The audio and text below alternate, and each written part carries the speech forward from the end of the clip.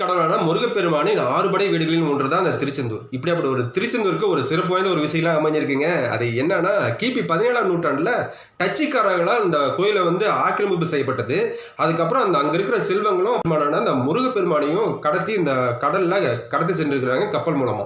திடீர்னு பார்த்தோன்னே இந்த இடி மின்னல் மழை இதெல்லாம் பெஞ்ச உடனே அங்க இருக்கிற டச்சுக்காரர்களும் பயப்பட ஆரம்பிச்சிட்டாங்க. ஒருவேளை இந்த சிலையை நம்ம கடத்தினால தான் இப்படிலாம் இடிமலை பெய்யுதா அப்படின்னு சொல்லிட்டு உடனே தூக்கி எறிஞ்சிருக்கிறாங்க. தூக்கி எறிஞ்ச அந்த செகண்டே வந்து இந்த இடிமலை மின்னல்லாம் வந்து நின்றுச்சாங்க.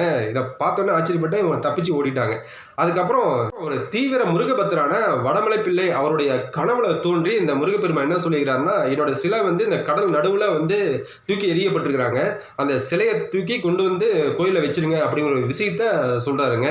அதுவும் இல்லாமல் அந்த நடுக்கடல்ல அந்த எலுமிச்சம்பழம் சுற்றி மேலே ஒரு கருடன் வந்து சுற்றிட்டு இருக்கும், அது ஒரு அடையாளமாக வச்சு அந்த என் சிலையை வந்து எடுத்துட்டு வந்து கொண்டு வந்து வச்சிருங்க அப்படிங்கிற விஷயத்தையும் இந்த முருகப்பெருமான் கனவுல தோன்றி சொன்னது. அதுக்கப்புறம் இவரும் ஒரு திடுக்குன்னு முடிச்சு பார்த்துருக்காரு. முடிச்சு பார்த்தோன்னே என்னடா அது இப்படி ஒரு கனவு வருதுன்னு சொல்லிட்டு கிடுகுடுன்னு போய் அதுக்கப்புறம் அந்த அங்கிருந்த மீனவர்கள்லாம் உதவியோடு இந்த நடுக்கடலில் போகிறாங்க. நடுக்கடல் போயிட்டு அங்கே இருக்கிற சிலையை வந்து மீட்டெடுத்து இந்த கோயிலில் கொண்டு வந்து வைக்கிறாங்க. இதுதாங்க மிகப்பெரிய ஒரு திருச்செந்தூரின் மிகப்பெரிய ஒரு சிறப்பான ஒரு விஷயமா பார்க்கப்படுது. வாய்ந்த முருகப்பெருமானின் திருக்கோயிலான திருச்செந்தூர்ல இன்னைக்கு தான் ஒரு குடமுழுக்கு விழா சீரும் சிறப்புமா நடந்து முடிஞ்சிருக்குங்க. யுக கடவுளான இந்த முருகப்பெருமான் பக்தர்களோட கனவுல வந்து பல ஆச்சரியங்களும் அதிசயங்களும் செயல்படுத்துறது இது முதலும் கடைசியும் அல்ல.